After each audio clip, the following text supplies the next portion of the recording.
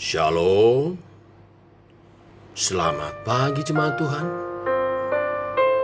Berjumpa kembali dalam Doa Pagi Online.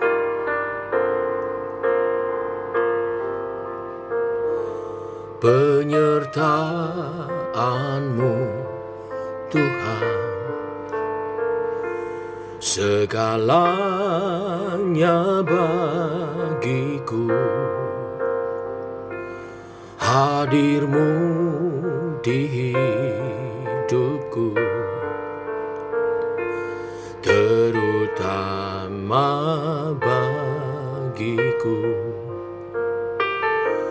Penyertaan-Mu Tuhan, segalanya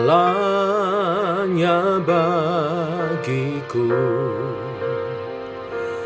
Hadir-Mu di hidupku, terutama bagiku.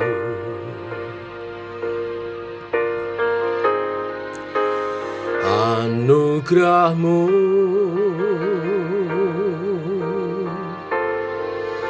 anugerah-Mu, semua karena anugerah-Mu, bukan karena kekuatanku. Anugerah-Mu,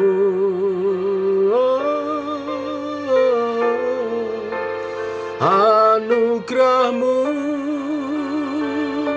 Tuhan, kasih dan sayang-Mu sumber kekuatan bagiku.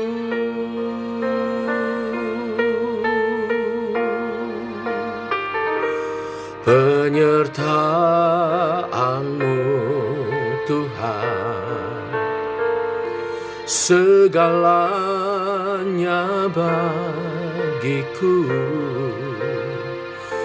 Hadir-Mu di hidupku,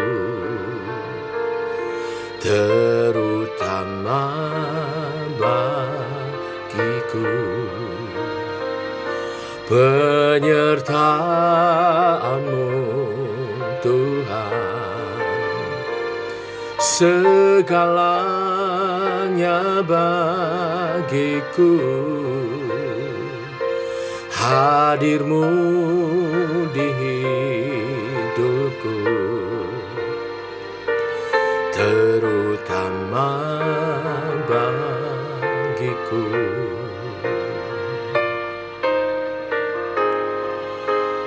Anugerah-Mu,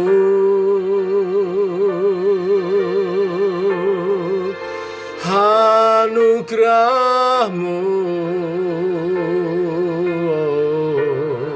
semua karena anugerah-Mu, bukan karena kekuatanku. Anugerah-Mu,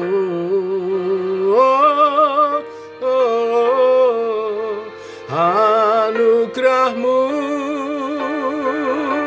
Tuhan,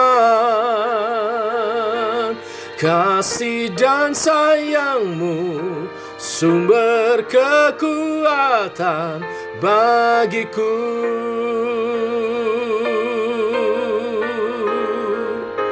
Anugerah-Mu,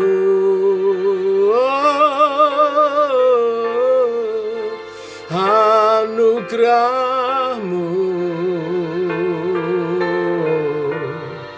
semua karena anugerah-Mu,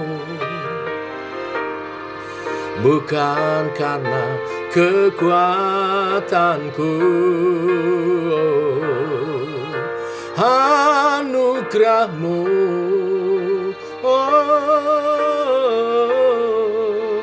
anugerah-Mu Tuhan, kasih dan sayang-Mu sumber kekuatan bagiku.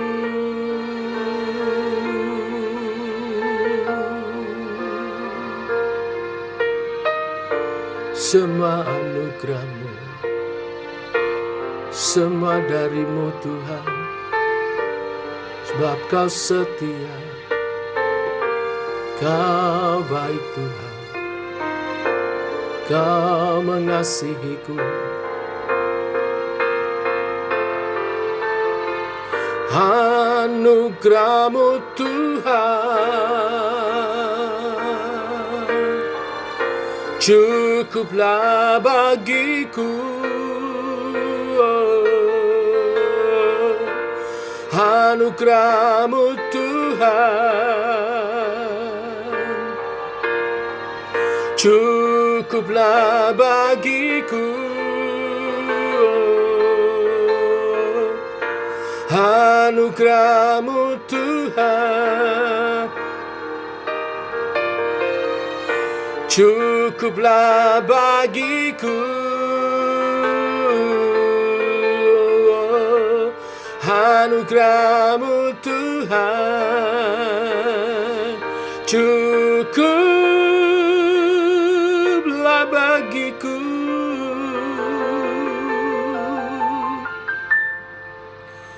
Anugerah-Mu,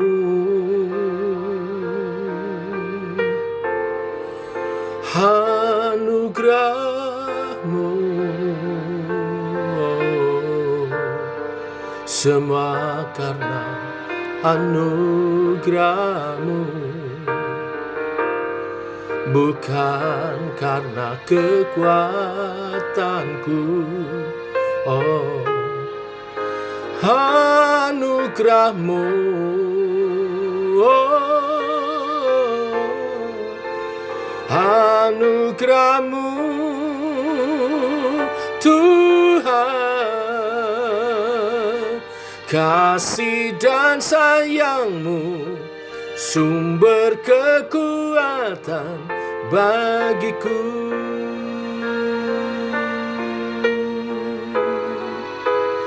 Anugerah-Mu, oh, oh, anugerah-Mu,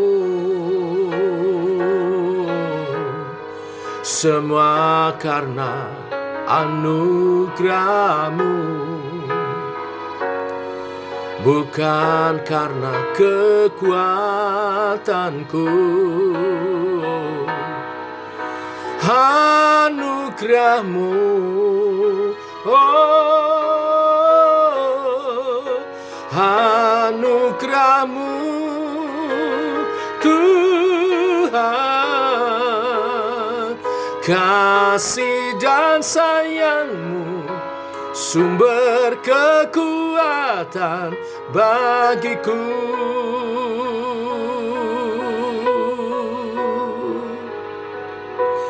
Kasih dan sayang-Mu sumber kekuatan bagiku.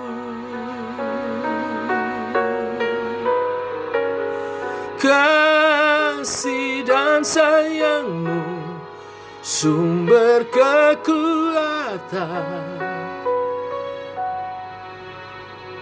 bagiku.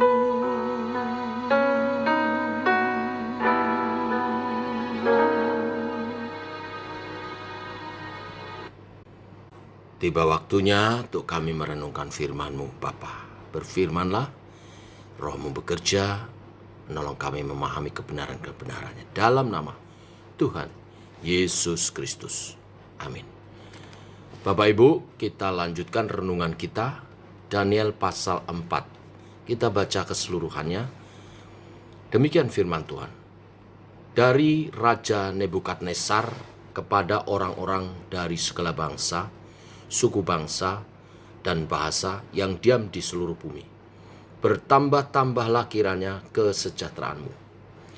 Aku berkenan memaklumkan tanda-tanda dan mujizat-mujizat yang telah dilakukan Allah yang Maha Tinggi kepadaku. Betapa besarnya tanda-tandanya dan betapa hebatnya mujizat-mujizatnya. Kerajaannya adalah kerajaan yang kekal dan pemerintahannya turun-temurun. Aku Nebukadnezar diam di dalam rumahku dengan tenang dan hidup dengan senang dalam istanaku. Lalu aku mendapat mimpi yang mengejutkan aku dan khayalanku di tempat tidurku, serta penglihatan-penglihatan yang kulihat menggelisahkan aku. Maka aku mengeluarkan titah bahwa semua orang bijaksana di Babel harus dibawa menghadap aku, supaya mereka memberitahukan kepadaku makna mimpi itu. Kemudian orang-orang berilmu, ahli jampi, para kasdim, dan ahli nujum datang menghadap, dan aku menceritakan kepada mereka mimpi itu. Tetapi mereka tidak dapat memberitahukan maknanya kepadaku. Pada akhirnya Daniel datang menghadap aku, yakni Daniel yang dinamai Beltsasar menurut nama dewaku, dan yang penuh dengan roh para dewa yang kudus. Lalu kuceritakan kepadanya mimpi itu. Hai Beltsasar, kepala orang-orang berilmu, aku tahu bahwa engkau penuh dengan roh para dewa yang kudus, dan bahwa tidak ada rahasia yang sukar bagimu. Sebab itu, inilah riwayat penglihatan mimpi yang kudapat. Maka ceritakanlah kepadaku maknanya. Adapun penglihatan yang kudapat di tempat tidurku itu demikian. Di tengah-tengah bumi ada sebatang pohon yang sangat tinggi. Pohon itu bertambah besar dan kuat, tingginya sampai ke langit dan dapat dilihat sampai ke ujung seluruh bumi. Dan daun-daunnya indah, buahnya berlimpah-limpah. Padanya ada makanan bagi semua yang hidup. Di bawahnya binatang-binatang di padang mencari tempat bernaung, dan di dandannya bersarang burung-burung di udara, dan segala makhluk mendapat makanan daripadanya. Kemudian dalam penglihatan yang kudapat di tempat tidurku itu, nampak seorang penjaga, seorang kudus turun dari langit. Ia berseru dengan nyaring. Demikianlah katanya, tebanglah pohon itu dan potonglah dandannya, gugurkanlah daun-daunnya dan hamburkanlah buah-buahnya. Biarlah binatang-binatang lari dari bawahnya dan burung-burung dari dahan-dahannya. Tetapi biarkanlah tunggulnya tinggal di dalam tanah, terikat dengan rantai dari besi dan tembaga. Di rumput muda di padang, biarkanlah ia dibasahi dengan embun dari langit, dan bersama-sama dengan binatang-binatang mendapat bagiannya dari rumput di bumi. Biarlah hati manusianya berubah dan diberikannya kepadanya hati binatang. Demikianlah berlaku atasnya sampai 7 masa berlalu. Titah ini adalah menurut putusan para penjaga, dan hal ini menurut perkataan orang-orang kudus, supaya orang-orang yang hidup tahu bahwa Yang Maha Tinggi berkuasa atas kerajaan manusia dan memberikannya kepada siapa yang dikehendakinya. Bahkan orang yang paling kecil sekalipun dapat diangkatnya untuk kedudukannya itu.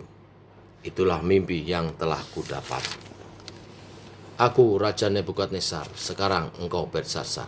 Katakanlah kepadaku maknanya, sebab semua orang bijaksana dari kerajaan tidak dapat memberitahukan maknanya kepadaku. Tetapi engkaulah yang sanggup, karena engkau penuh dengan roh para dewa yang kudus. Lalu berdirilah Daniel yang namanya Beltsasar, tercengah beberapa saat. Pikiran-pikirannya menggelisahkan dia. Berkatalah Raja, Beltsasar, janganlah mimpi dan maknanya itu menggelisahkan engkau.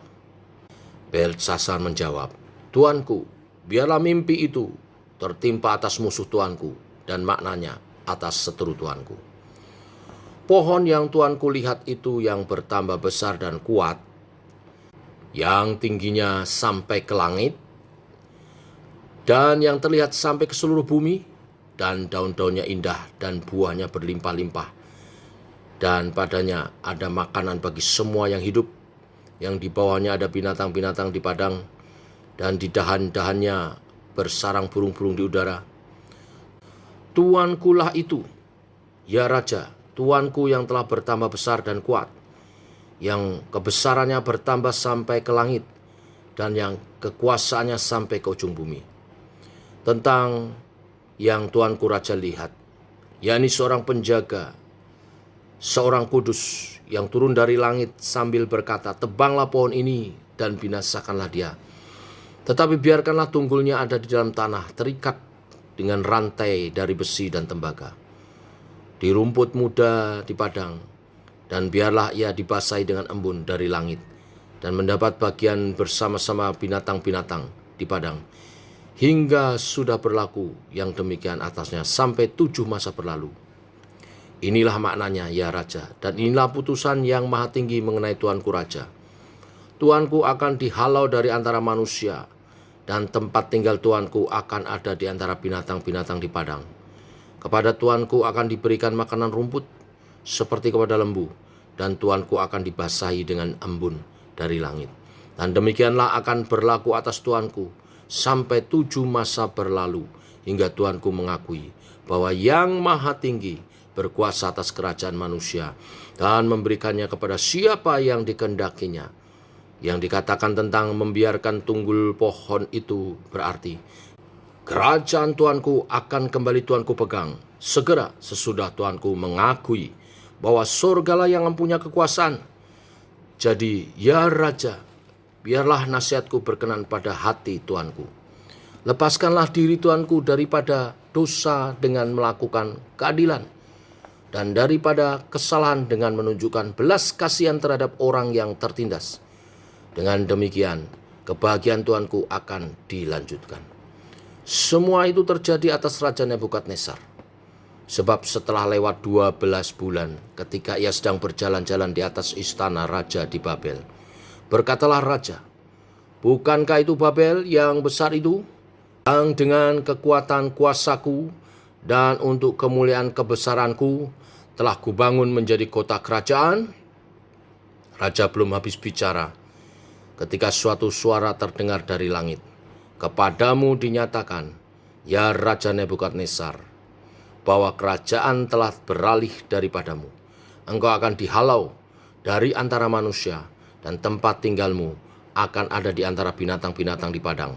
Kepadamu akan diberikan makanan rumput seperti kepada lembu, dan demikianlah akan berlaku atasmu sampai 7 masa berlalu, hingga engkau mengakui bahwa Yang Maha Tinggi berkuasa atas kerajaan manusia dan memberikannya kepada siapa yang dikehendakinya." Pada saat itu juga terlaksanalah perkataan itu atas Nebukadnezar, dan ia dihalau dari antara manusia dan makan rumput seperti lembu, dan tubuhnya basah oleh embun dari langit sampai rambutnya menjadi panjang seperti bulu burung rajawali dan kukunya seperti kuku burung. Tetapi setelah lewat waktu yang ditentukan, aku, Nebukadnezar, menengadah ke langit, dan akal budiku kembali lagi kepadaku. Lalu aku memuji Yang Maha Tinggi dan membesarkan dan memuliakan yang hidup kekal.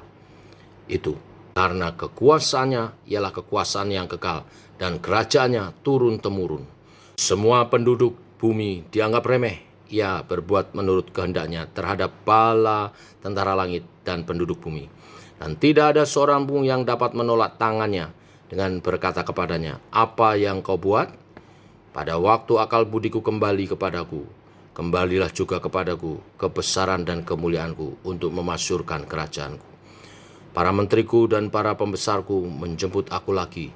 Aku dikembalikannya kepada kerajaanku, bahkan kemuliaan yang lebih besar dari dahulu diberikannya kepadaku.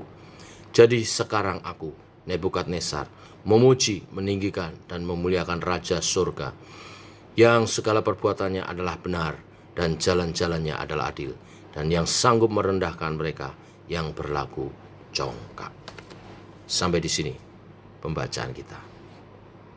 Bapak Ibu, Nats hari ini berbicara tentang kemahakuasaan Allah atas pemerintahan di bumi.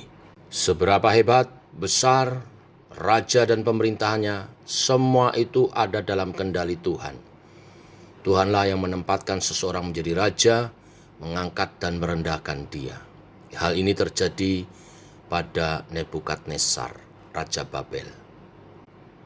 Di awal perikop dikisahkan bagaimana Raja Babel Nebukadnezar memuji-muji mujizat yang telah Allah lakukan, dan juga